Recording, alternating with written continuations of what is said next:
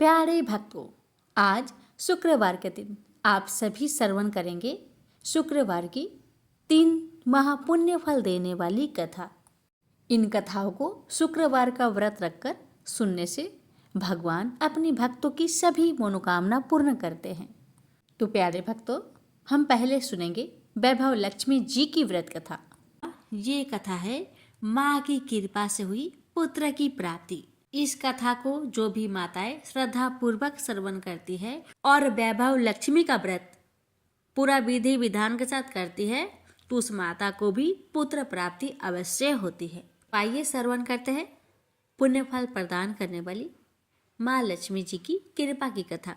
किसी गांव में एक सेठ रहा करते थे। उनका नाम था अमृतलाल।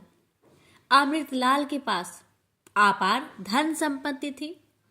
फिर भी वह दिन रात ऐसा कमाने की ही सोचा करते थे।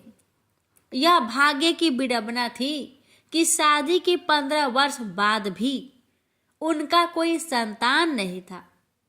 यही कारण था कि खुशियां उनको काटने को दौड़ती थी। एक दिन जब सेठ अमृतलाल सायंकाल घर लौटे तो अपनी पत्नी को गहन चिंता में बिस्तर पर लेटे हुए पाया। उन्होंने पास जाकर पूछा, हे प्रिय, तुम्हारी यह उदासी किस कारण है? तुम्हारा सारा शरीर सोने से लदा है। कोठी, नौकर, चाकर, धन दौलत सभी कुछ तो है, फिर तुम्हारी उदासी का कारण समझ में नहीं आता मुझे। उनकी पत्नी लाजवंती ने कहा, हे स्वामी, ये सही है कि हमारे पास अतुल संपत्ति है, लेकिन यह है किसके लिए? अमृतलाल ने पूछा, तुम कहना क्या चाहती हो? लजवंती ने कहा, जब हमारे संतान ही नहीं है तो यह धन दौलत बेकार ही तो है। अमृतलाल ने लाजवंती को दिलासा देते हुए कहा, तुम तो अच्छी तरह जानती ही हो कि संतान प्राप्ति के लिए हमने क्या कुछ नहीं किया। हालांकि हम दोनों की डॉक्टरी जांच में कोई दोष भी नहीं पाया गया। लगता है हमारे भाग्य में संतान सुख लिखा ही नहीं है। इस तरह दोनों पति पत्नी एक दूसरे के दुख को समझकर उदास हो गए। तभी एक नौकरानी दौड़ती हुई आई उनके पास और बोली, मालकिन, एक बहुत ही पहुंचे हुए महात्मा द्वार पर आए हैं। दोनों ने सोचा शायद संतों की कृपा से ही कोई उपाय हाथ लग जाए और वे दोनों द्वार पर आ गए। महात्मा के चरण स्पर्श कर उन्हें विशेष कक्ष में लाकर उच्च आसन पर विराजमान किया और स्वयं धरती पर बैठ गए। दोनों ने उनकी बहुत सेवा की। सेवा से प्रसन्न होकर महात्मा ने कहा, मैं तुम लोगों की सेवा से बहुत प्रसन्न हुआ हूँ, जो चाहो वर मांग लो। वे दोनों हाथ जोड़कर विनीत भाव से बोले, महात्मन, वैसे तो हम सब तरह से सुखी हैं, लेकिन संतान सुख का अभाव हमें शूल समान चुभता है। यदि आप कोई उपाय बता सके तो बताइए। महात्मा ने फिर माँ वैभव लक्ष्मी के व्रत का महत्व बताते हुए कहा, यदि तुम लोग 21 शुक्रवार तक माँ के निमित्त व्रत रखो तो तुम्हारी मनोकामना निश्चित रूप से पूरी होगी। दोनों पति पत्नी ने उस व्रत की विधि जाननी चाहिए। तब कन्याओं को भोजन कराकर माँ के भक्तों को श्री माँ वैभव लक्ष्मी व्रत कथा की पुस्तकें भेंट स्वरूप में दे। सेठ अमृतलाल उनकी पत्नी लाजवंती ने महात्मा द्वारा बताए गए उपाय को विधिवत अपनाया। व्रत के अंतिम दिन से 9 दिन बाद लाजवंती गर्भवती हुई और 9 माह बाद सुंदर व गुणवान पुत्र को जन्म दिया। ये सब माँ वैभव लक्ष्मी की कृपा के कारण से ही हुआ। पुत्र जन्म के अवसर पर घर में आनंद उत्सव का माहौल बन गया। खुशियां तो मानो घर के हर कोने में बिखरी सी पड़ी थी। फिर दोनों पति पत्नी अपने पुत्र सहित सकुशल सुखपूर्वक जीवन यापन करने लगे। प्रेम से बोलिए वैभव लक्ष्मी माता की जय। हे वैभव लक्ष्मी माता, आपकी कथा कहने वाले, श्रद्धा भाव से सुनने वाले हर भक्तों की हर मनोकामना को पूर्ण करना, पुत्र की चाह रखने वाले को पुत्र प्राप्ति का आशीर्वाद देना। प्रेम से बोलिए वैभव लक्ष्मी माता की जय। कथा इस प्रकार है। एक बुढ़िया माई थी, उसके 7 लड़के थे। 6 कमाने वाले थे और एक निकम्मा था, कमाता कुछ नहीं था। बुढ़िया माई अपनी 6 बेटों के लिए भोजन बनाती थी और उनको भोजन कराती और उनसे जो कुछ जूठन बचती वह 7वें बेटे को देती थी। एक दिन 7वां बेटा अपनी पत्नी से बोला, देखो मेरी माँ को मुझ पर कितना प्रेम है। वह बोली, क्यों नहीं, सबका जो जूठा तुमको खिलाती है।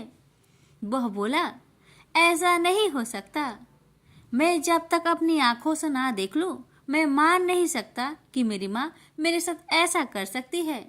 कुछ दिन बाद त्योहार आया। घर में 7 प्रकार के भोजन और चूरमे के लड्डू बने। अब सबसे छोटे लड़के ने यानी कि 7वें लड़के ने अपना सिर दुखने का बहाना बनाया और पतला चादर ओढ़कर रसोई घर में सो गया, ये देखने के लिए कि मेरी माँ मुझे जूठे भोजन देती है या फिर बनाई हुई ताजी भोजन देती है। लड़का झूठ मूठ का सोने के नाटक करके रसोई घर में सोया हुआ है। वह पतले चादर के अंदर से सब कुछ देख रहा था। तभी 6 भाई भोजन करने आए। उसने देखा माँ ने उनके लिए सुंदर आसन बिछाया, नाना प्रकार की रसोई परोसी और आग्रह करके उन्हें जिमाया और वह देखता रहा। तब 6 भाइयों ने भोजन करके उठा। तब माँ ने क्या किया कि उनकी बची हुई भोजन, जूठी भोजन थालियों में से इकट्ठा करके सभी लड्डुओं के टुकड़ों को उठाकर एक लड्डू बनाया और सभी जूठन को साफ करके बुढ़िया ने अपने सबसे छोटे लड़के को पुकारा, बेटा 6 भाई भोजन करके चले गए, अब तू ही बाकी है, उठ और खाना खा ले। तब वह बेटा कहने लगा, माँ मुझे आज भूख नहीं लगा है, मुझे भोजन नहीं करना, मैं अब जहाँ नहीं रहूँगा, मैं परदेश चला जाऊँगा। अपने बेटे की बातें सुन माँ ने कहा, बेटा तू कल जाना चाहता है ना, कल क्यों जाएगा, तुम आज ही चला जा। तब बेटा बोला, हाँ माँ मैं आज ही चला जा रहा हूँ। यह कहकर वह घर से निकल गया। चलते समय पत्नी की याद आई। वह गौशाला में उपले थाप रही थी। वहां जाकर वह बोला, हम जावे परदेश, आवेंगे कुछ काल, तुम रहियो संतोष से, धर्म अपनो पाल। पत्नी बोली, जाओ पिया आनंद से, हमरो सोच हटाए, राम भरोसे हम रहे, ईश्वर तुम्हें सहाय। 2 निशानी आपन, देख धरो में धीर, सुधी मती हमारी, बिसारियो रखियो मन गंभीर। पति बोला, मेरे पास तो कुछ नहीं, यह अंगूठी है, सुले और अपनी कुछ निशानी मुझे भी दे। पत्नी बोली, मेरे पास क्या है, यह गोबर से भरा हाथ। यह कहकर पति की पीठ पर गोबर के हाथ की थाप मार दी। अब पति चल दिया। चलते चलते दूर देश पहुंचा। वहां एक साहूकार की दुकान थी। वहां जाकर कहने लगा, भाई मुझे नौकरी पर रख लो। साहूकार को जरूरत थी तो वह बोला, रह जाओ। लड़के ने पूछा, तनख्वाह क्या दोगे? तो साहूकार ने कहा, तुम्हारा काम देखकर तब हम दाम देंगे। साहूकार की नौकरी मिली। वह सुबह 7 बजे से 10 बजे तक नौकरी करने लगा। कुछ दिनों में दुकान का सारा लेन देन, हिसाब किताब, ग्राहकों को माल बेचना, सारा काम करने लगा। साहूकार के 7-8 नौकर थे। वे सब चक्कर खाने लगे। यह तो बहुत होशियार बन गया है। सेठ ने भी काम देखा और 3 महीने में ही उसे आधे मुनाफे का हिस्सेदार बना लिया। वह कुछ वर्ष में ही नामी सेठ बन गया और मालिक सारा कारोबार उस पर छोड़कर चला गया। इधर पति की अनुपस्थिति में उसकी पत्नी को सास ससुर दुख देने लगे। सारी गृहस्थी का काम करा के उसे लकड़ी लेने जंगल में भेजते हैं। इस बीच घर के आटे से जो भूसी निकलती उसकी रोटी बनाकर रख दी जाती और उसके साथ ही फूटे नारियल की नारेली में पानी। एक दिन वह लकड़ी लेने जा रही थी। रास्ते में बहुत सी स्त्रियां संतोषी माता की व्रत करते दिखाई दी। वह लड़की खड़ी होकर कथा सुनने लगी और पूछा, बहनों, तुम किस देवता की व्रत करती हो और उसके करने से क्या फल मिलता है? यदि तुम इस व्रत का विधान मुझे समझाकर कहोगी तो मैं तुम्हारा बड़ा एहसान मानूंगी। तब उनमें से एक स्त्री बोली, सुनो बहन, यह संतोषी माता का व्रत है। इसके करने से निर्धनता, दरिद्रता का नाश होता है और जो कुछ मन में कामना हो सब संतोषी माता की कृपा से पूरी होती है। तब उसने उससे व्रत की विधि पूछी। वह भक्तिनी स्त्री बोली, 1.25 आने का गुड़ चना लेना, इच्छा हो तो 5.25 आने का लेना या फिर 1.25 रुपये का भी सहूलियत के अनुसार लाना। बिना परेशानी और श्रद्धा व प्रेम से जितना भी बन पड़े 1.25 लेना। प्रत्येक शुक्रवार को निराहार रहकर कथा सुनना। इसके बीच कर्म टूटे नहीं, लगातार नियम पालन करते रहना। सुनने वाला कोई ना मिले तो घी का दीपक जला उसके आगे या जल के पात्र के सामने रखकर कथा कहना। जब कार्य सिद्ध ना हो नियम का पालन करना और कार्य सिद्ध हो जाने पर व्रत का उद्यापन करना। 3 मास में माता फल पूरा करती है। यदि किसी के ग्रह खोटे भी हो तो भी माता वर्ष भर में कार्य सिद्ध करती है। फल सिद्ध होने पर उद्यापन कर लेना चाहिए, बीच में नहीं। उद्यापन में 2.5 सेर आटे का खाजा तथा इसी परिमाण में खीर तथा चने का साग करना। 8 लड़कों को भोजन कराना। जहाँ तक मिले देवर, जेठ, भाई बंधु के हो, न मिले तो रिश्तेदारों और पास पड़ोसियों को बुलाना। उन्हें भोजन करा यथाशक्ति दक्षिणा दे। माता का नियम पूरा करना। उस दिन घर में खटाई न खाना। यह सुन बुढ़िया माई के लड़के की बहू चल दी। रास्ते में लकड़ी की बोझ को बेच दिया और उन पैसों से गुड़ चना ले माता की व्रत की तैयारी कर आगे चली और सामने मंदिर देखकर पूछने लगी, यह मंदिर किसका है? सब कहने लगे, संतोषी माता का मंदिर है। यह सुनकर माता के मंदिर में जाकर चरणों में लौटने लगी। दीन हो विनती करने लगी, माँ, मैं निपट अज्ञानी हूँ, व्रत के कुछ भी नियम नहीं जानती, मैं दुखी हूँ। हे माँ, जगत जननी, मेरा दुख दूर कर, मैं तेरी शरण में आई हूँ। माता को दया आई। एक शुक्रवार बीता कि दूसरे को उसके पति का पत्र आया और तीसरे शुक्रवार को उसका भेजा हुआ पैसा आ पहुंचा। यह देख जेठ जेठानी मुंह सिडोकने लगी। लड़के ताने देने लगे। काकी के पास पत्र आने लगे, रुपया आने लगा। अब तो काकी की खातिर बढ़ेगी। बेचारी सरलता से कहती, भैया कागज आवे रुपया आवे, हम सब के लिए अच्छा है। ऐसा कहकर आंखों में आंसू भरकर संतोषी माता के मंदिर में आ मातेश्वरी के चरण में गिरकर रोने लगी। माँ, मैंने तुमसे पैसा कब मांगा है माँ? मुझे पैसे से क्या काम है माँ? मुझे तो अपने सुहाग से काम है। मैं तो अपनी स्वामी के दर्शन मांगती हूँ माँ। तब माता ने प्रसन्न होकर कहा, जा बेटी, तेरा स्वामी आएगा। यह सुनकर खुशी से बावली होकर घर जा पहुंची, अपना काम काज करने लगी। अब संतोषी माँ विचार करने लगी, इस भोली पुत्री को मैंने कह तो दिया कि तेरा पति आएगा, लेकिन कैसे? वह तो इसे सपने में भी याद नहीं करता। उसे याद दिलाने को मुझे ही जाना पड़ेगा। इस तरह माता जी उस बुढ़िया के बेटे के पास जा सपना में प्रकट हो कहने लगी, साहूकार के बेटे, तुम सो रहा है या जागता है? वह कहने लगा, माता, मैं सोता भी नहीं जागता भी नहीं, कहो क्या आज्ञा है? माता कहने लगी, तेरे घर बार कुछ है कि नहीं? वह बोला, मेरे पास सब कुछ है माँ। माँ बाप है, पत्नी है, क्या कमी है माँ? माँ बोली, भोले पुत्र, तेरी पत्नी घोर कष्ट उठा रही है, तेरे माँ बाप उसे परेशान कर रहे हैं, वह तेरे लिए तरस रही है, तू उसकी सुधि ले। वह बोला, हाँ माता जी, यह तो मालूम है, परंतु जाऊं तो कैसे? परदेश की बात है, लेन देन का कोई हिसाब नहीं है, कोई जाने का रास्ता भी नहीं आता, कैसे चला जाऊं?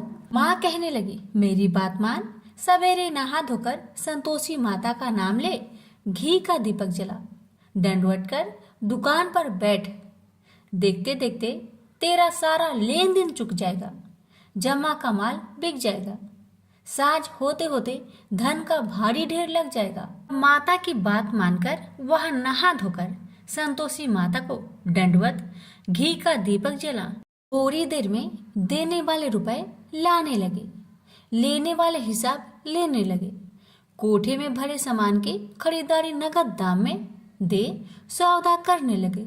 शाम तक धन का भारी ढेर लग गया। मन में माता का नाम ले चमत्कार देख प्रसन्न होकर घर ले जाने के वास्ते गहना कपड़ा सामान खरीदने लगा। यह काम से निपट तुरंत घर को रवाना हुआ। उधर उसकी पत्नी जंगल में लकड़ी लेने जाती है। लौटते वक्त माता जी के मंदिर में विश्राम करती है। वह तो उसके प्रतिदिन रुकने का जो स्थान ठहरा। धूल उड़ती देख वह माता से पूछती है, हे माता, यह धूल कैसे उड़ रही है? माता कहती है, हे पुत्री, तेरा पति आ रहा है, अब तू ऐसा कर, लकड़ियों के 3 बोझ बना ले, एक नदी के किनारे रख और दूसरा मेरे मंदिर पर, वह तीसरा अपने सिर पर। तेरे पति को लकड़ियों का गट्टर देख मोह पैदा होगा, वह यहाँ रुकेगा, नाश्ता पानी खाकर माँ से मिलने जाएगा, तब तू लकड़ियों का बोझ उठाकर जाना और चौक में गट्टर डालकर जोर से आवाज देकर कहना, लो सासू जी, लकड़ियों का गट्टर लो, भूसी की रोटी दो, नारियल की खोपरे में पानी दो, आज मेहमान कौन आया है? माता जी बहुत अच्छा कहकर वह प्रसन्न मन से लकड़ियों के 3 गट्टर बनाई, एक नदी के किनारे पर और एक माता जी के मंदिर पर रखा। इतने में मुसाफिर आ पहुंचा। सूखी लकड़ी देख उसकी इच्छा उत्पन्न हुई कि हम यहीं पर विश्राम करें और भोजन बनाकर खा पी कर गाँव जाए। इसी तरह रुककर भोजन बना, विश्राम करके गांव को गया, सबसे प्रेम से मिला। उसी समय सिर पर लकड़ी का गट्टर लिए वह उतावली सी आती है, लकड़ियों का भारी बोझ आंगन में डालकर जोर से 3 आवाज देती है, लो सासू जी, लकड़ियों का गट्टर लो, भूसी की रोटी दो, आज मेहमान कौन आया है? यह सुनकर उसकी सास बाहर आकर अपने दिए हुए कष्टों को भुलाने हेतु कहती है, बहू ऐसा क्यों कहती है? तेरा मालिक ही तो आया है, आ बैठ, मीठा भात खा, भोजन कर, कपड़े पहन, गहने पहन। उसकी आवाज सुन उसका पति बाहर आता है, अंगूठी देख व्याकुल हो जाता है और माँ से पूछता है, माँ यह कौन है? माँ ने कहा, बेटा यह तेरी पत्नी है, जब से तू गया है तब से सारे गांव में भटकती फिरती है, घर का कामकाज कुछ नहीं करती, 4 पहर आकर खा जाती है। वह बोला, ठीक है माँ, मैंने इसे भी देखा और तुम्हें भी, अब दूसरे घर की ताली दो, मैं उसमें रहूंगा। माँ बोली, ठीक है, जैसी तेरी मर्जी। तब वह दूसरे मकान की 3री मंजिल का कमरा खोल सारा सामान जमाया। एक दिन में ही राजा के महल के जैसा ठाट बाट बन गया। अब क्या था, बहू सुख भोगने लगी। इतने में शुक्रवार आया। उसने पति से कहा, मुझे संतोषी माता का व्रत उद्यापन करना है। पति बोला, खुशी से कर लो। वह उद्यापन की तैयारी करने लगी। जेठानी के लड़कों को भोजन के लिए कहने गई। उन्होंने मंजूर किया, परंतु पीछे से जेठानी ने अपने बच्चों को सिखाया, देखो भोजन के समय खटाई मांगना, जिससे उसका उद्यापन पूरा ना हो। अब तो बच्चे जिमने आए, खीर खाना पेट भर के खाए, परंतु बाद में खाते ही कहने लगे, हमें खटाई दो, खीर खाना हमको नहीं भाता। देखकर आरुचि होती है। वह कहने लगी, भाई खटाई किसी को नहीं दी जाएगी, यह माँ संतोषी का प्रसाद है। लड़के उठ खड़े हुए, बोले, पैसे लाओ। भोली बहू कुछ जानती नहीं थी, वह उन बालकों को पैसे दे दिए। लड़के उसी समय हट करके इमली खटाई ले खाने लगे। यह देखकर बहू पर माताजी ने कोप किया। राजा के दूत उसके पति को पकड़कर ले गए। जेठ जेठानी मन माने वचन कहने लगे, लूट लूट कर धन इकट्ठा कर लाया है, अब सब मालूम पड़ जाएगा जब जेल की मार खाएगा। बहू से यह सहन नहीं हुआ। रोती हुई बहू माताजी के मंदिर गई। कहने लगी, हे माता, तुमने क्या किया? हंसाकर अब भक्तों को रुलाने लगी। माता बोली, बेटी तूने उद्यापन करके मेरा व्रत भंग किया है। वह कहने लगी, माता मैंने कुछ अपराध किया है क्या? मैंने तो भूल से लड़कों को पैसे दे दिए थे, मुझे क्षमा करो, मैं फिर तुम्हारा उद्यापन करूंगी। माँ बोली, अब भूल मत करना। माँ कहती है, अब भूल नहीं होगी, अब बतलाओ वो कैसे आएंगे? माँ बोली, जा पुत्री, तेरा पति तुझे रास्ते में आता मिलेगा। वह निकली, राह में पति आता मिला। वही पूछी, कहाँ गए थे? वह कहने लगा, इतना धन जो जमाया है उसका टैक्स राजा ने मांगा था, वह भरने गया था। वह प्रसन्न हो बोली, भला हुआ, अब घर को चलो। कुछ दिन बाद फिर शुक्रवार आया। फिर वह बोली, मुझे माता का उद्यापन करना है। पति ने कहा, करो। पत्नी फिर जेठ के लड़कों को भोजन को कहने गई। ठानी ने एक दो बातें सुनाई। सब लड़कों को सिखाने लगी, तुम सब लोग पहले ही खटाई मांगना।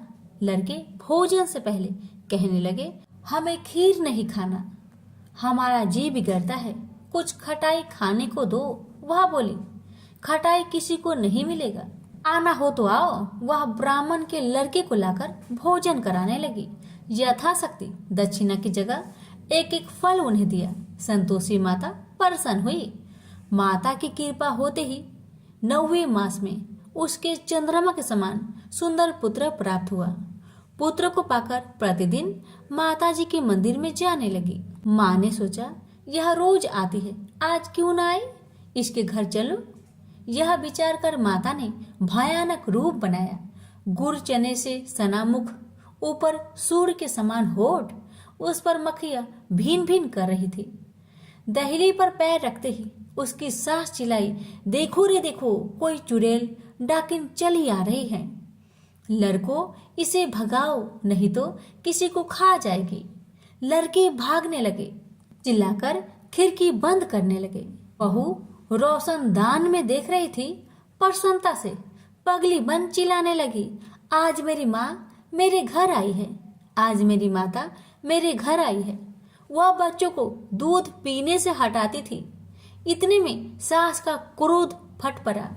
वह बोली, क्यों उतावली हुई है? बच्चे को पटक दिया। इतने में माँ के प्रताप से लड़के ही लड़के नजर आने लगे। वह बोली, माँ जिसका मैं व्रत करती हूँ, यह वही संतोषी माता है। सबने माता जी के चरण पकड़ लिए और विनती कर कहने लगे, हे माता, हम मूर्ख हैं, अज्ञानी हैं, तुम्हारे व्रत की विधि हम नहीं जानते, व्रत भंग कर हमने बड़ा अपराध किया है। जग माता, आप हमारा अपराध क्षमा करो। इस प्रकार माता प्रसन्न हुई। बहू को प्रसन्न हो जैसा फल दिया, वैसा माता सबको दे। जो पढ़े उसका मनोरथ पूर्ण हो, जो सुने उसका भी मनोरथ पूर्ण हो। प्रेम से बोलिए संतोषी माता की जय। शुक्र भगवान की व्रत कथा। शुक्र पूजा कुंडली में अशुभ शुक्र के प्रभाव को कम करने में सहायता करता है। यदि किसी को शुक्र दोष की समस्या होती है तो उसके लिए शुक्र पूजा काफी लाभकारी सिद्ध होता है। शुक्र पूजा से विवाहित जीवन में आ रही दिक्कतें भी दूर हो जाती है। शुक्र पूजा की आराधना द्वारा शुक्र को बलवान बनाकर सुख व ऐश्वर्य पाया जा सकता है। मेरे प्यारे दोस्तों, अगर आप शुक्र भगवान के व्रत रखते हैं तो अभी जो मैं कथा सुनाऊंगी इस कथा को श्रवण किए बिना आपका व्रत पूरा नहीं माना जाएगा। इसलिए व्रत रखने वाले भक्त इस कथा का श्रवण शुक्रवार के दिन एक बार तो अवश्य करें। मानिकपुर नगर में 3 दोस्त रहते थे। उनमें से एक काष्ठ, एक ब्राह्मण और एक वैश्य था। वे तीनों हमेशा साथ रहते थे। तीनों का विवाह हो चुका था। ब्राह्मण और काष्ठ के लड़के का गौना हो चुका था, लेकिन वैश्य पुत्र का भी गौना नहीं हुआ था। उनके दोस्त उसे अक्सर कहा करते थे कि दोस्त, तुम अपनी पत्नी को मायके से लेने क्यों नहीं जाते हो? अब वैश्य पुत्र धनराज ने अपनी पत्नी कुसुम को लाने का निश्चय कर लिया। दोस्तों की बात मानकर अगले ही दिन धनराज ने माता पिता से अपनी पत्नी कुसुम को लेने जाने की बात कहने लगा। उसकी बात सुनकर वे हैरान होते हुए बोले, बेटा, अभी शुक्र अस्त हो रहा है, इसलिए अभी बहू को लाना उचित नहीं है। कुछ दिन ठहर जाओ, रुक जाओ, फिर पत्नी को लेकर आना। लेकिन धनराज नहीं माना। वह कुसुम को लाने ससुराल पहुंच गया। फिर होना क्या था, ससुराल में धनराज की खूब आवभगत की गई। धनराज ने कुसुम को विदा करने के लिए कहा तो उनके सास ससुर ने कहा, बेटा, अभी शुक्र अस्त हो रहा है, ऐसे में लड़की को विदा नहीं करते। कुछ दिन ठहर जाओ बेटा, फिर हम कुसुम को खुशी खुशी तुम्हारे साथ विदा कर देंगे। लेकिन धनराज वहां भी जीत पर अड़ गया। अब दामाद की जीत को देखकर सास ससुर ने भी कुसुम को विदा कर दिया। अब धनराज अपनी पत्नी को लेकर बैलगाड़ी में बैठकर अपने घर को जा रहा था। अचानक बैल तेजी से भागने लगी। रास्ते में बड़े पत्थर से टकराने के कारण गाड़ी की पहिया टूट गया। फलस्वरूप कुसुम गिर गई। उसे काफी चोट आई। दोनों को आगे की यात्रा पैदल ही करनी पड़ी। सुनसान रास्ते से गुजरते हुए डाकुओं ने उन्हें लूट लिया। उनका सारा धन, आभूषण और वस्त्र छीन लिए। किसी तरह दोनों ने अपने जान बचाते हुए अपने घर को पहुंचे। अब जब घर पहुंच गए तो हुआ ये कि धनराज के बिस्तर पर सांप चढ़ गया और धनराज को डस लिया। सेठ जी ने बड़े बड़े चिकित्सक बुलवाए, मगर कोई भी चिकित्सक जहर उतारने में सफल नहीं हुआ। दूर दूर से सपेरे बुलाए गए, लेकिन कोई भी धनराज को बचा नहीं सका। धनराज की मृत्यु हो गई। उसी समय पंडितों ने सेठ जी को एक बात बताई कि आपके बेटे ने शुक्रास्त होने पर बहू को विदा करा लाने का भूल किया है। यदि आप शुक्रवार की पूजा अर्चना करें और बहू शुक्रवार का व्रत करे तथा कथा सुनकर प्रसाद ग्रहण करे तो शुक्र देवता की अनुकंपा से धनराज पुनः जीवित हो सकता है। सेठ जी ने पंडितों की बात मानकर अपने मृत बेटे और बहू को वापस उसके ससुराल भेज दिया।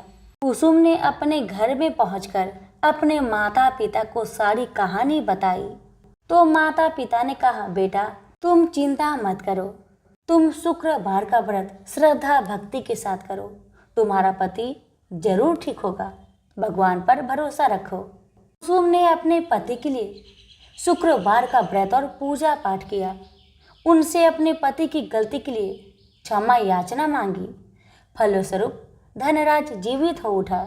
धनराज के जीवित हो जाने से घर में खुशियां ही खुशियां भर गई। तभी शुक्रदेव के जय जयकार करने लगे।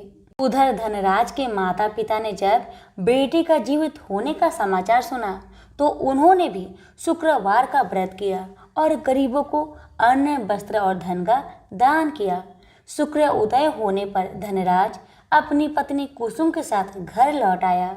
दोनों पति पत्नी शुक्रवार का अब विधिवत व्रत करने लगे। शुक्र भगवान की कृपा से उनके घर में धन्य धान्य की वर्षा होने लगी। उनके सभी कष्ट दूर होते चले गए। परिवार में सभी आनंद पूर्वक रहने लगे। जो भी भक्त श्रद्धा पूर्वक शुक्र देव की व्रत करते हैं, इनकी कथा का प्रेम पूर्वक श्रवण करते हैं, उनकी सभी कष्ट दूर हो जाती है और उनके घर में अन्न धन के भंडार भर जाते हैं। तो सभी प्रेम से बोलिए शुक्र देव की जय।